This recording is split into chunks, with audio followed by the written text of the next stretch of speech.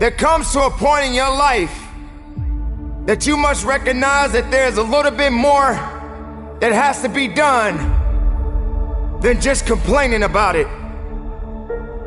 You have to realize that you don't have any other opportunities waiting for you if you're not willing to work for the first opportunity that's been given to you. You will start that process of change. Do something different the next 90 days than you did the last 90 days, like picking up the books to read.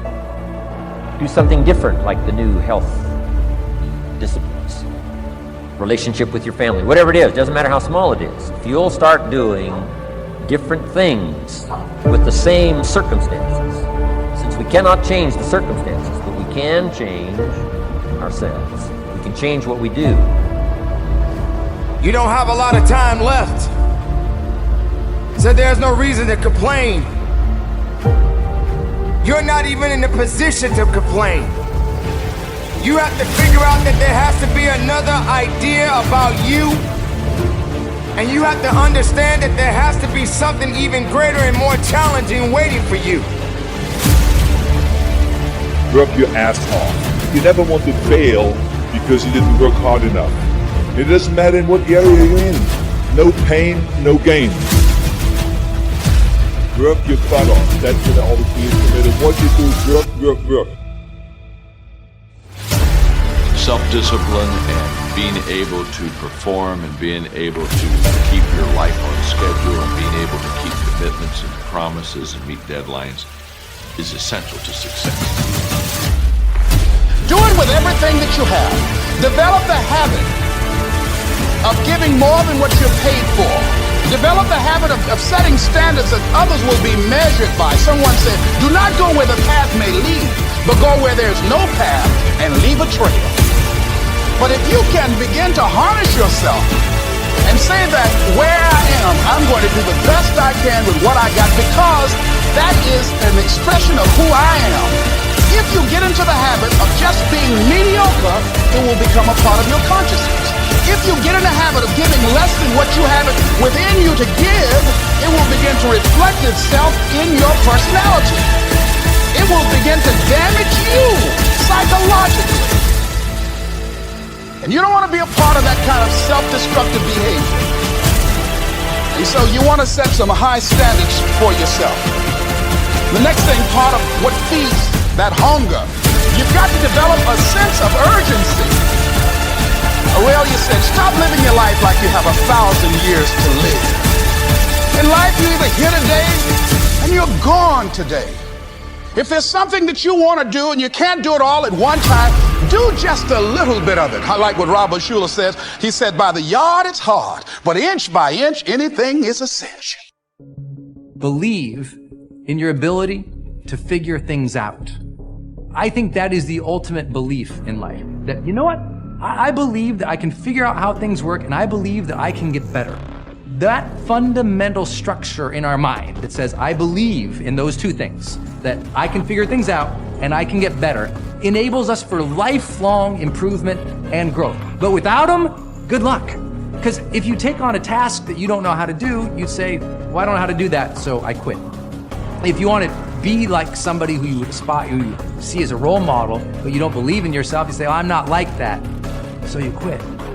So without belief as the underlying element of your own mindset, there's no ability to grow. There's no ability to go anywhere. You have to look at this next stage of your life and say, I believe I can figure it out.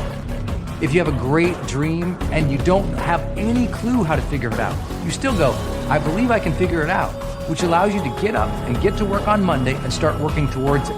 If you don't believe you can figure it out, you don't have any what psychologists call expectancy or even agency. And so you won't begin the journey. But once you believe that you can figure it out and you can do it, then you'll begin. So always believe in your ability to figure things out. The questions you ask yourself will determine the course of your life. I had been asking myself, what do I need to do to get rich? And it left me really unhappy. So I changed the question. And I started asking, what would I do and love every day, even if I were failing. The average human lifespan is 75 years. 1/3 of your life is spent sleeping. Another third of your life is spent on watching TV, movies, drinking and partying, traveling, spending time with family and friends, playing video games, commuting to work, buying groceries, paying the bills, being stuck in traffic, waiting in line, mowing the lawn, cleaning up the house, and doing laundry. 25 years left. In the first 18 years of your life, you are growing up. You are learning to walk, eat, run, and talk. You are totally dependent on your parents and going to school because you can't really think for yourself, call your own shots, or know how to be your own person. That means you have approximately 7 years to make your dreams come true. And if you have a job, you probably spend most of that time working for someone else instead of building your own dream. Life is too short to waste time on people who don't lift you up or inspire you. Life is too short to be living somebody else's dream. Life is too short to wait. Life is too short not to take chances. Life is too short to wake up with regrets.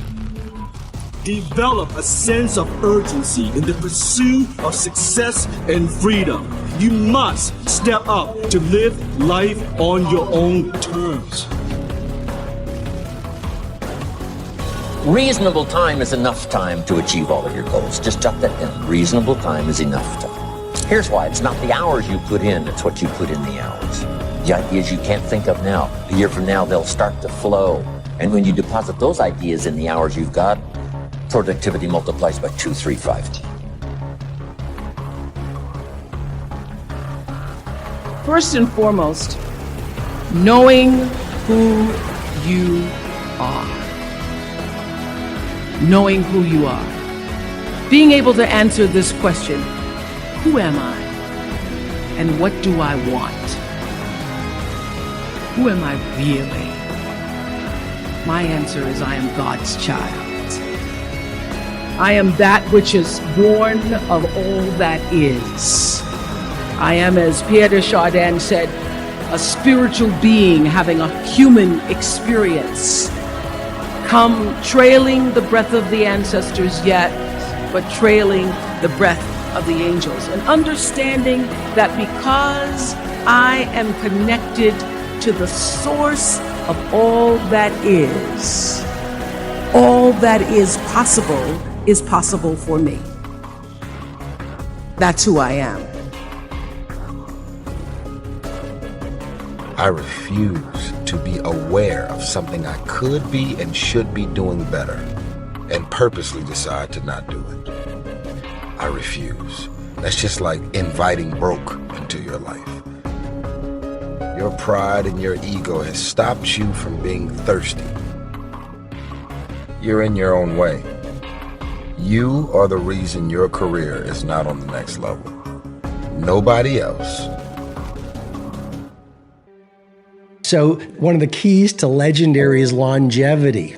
And there's a lot of the book on how the best in the world, the great geniuses, manage their vitality. So they were like in their 90s still rocking their craft.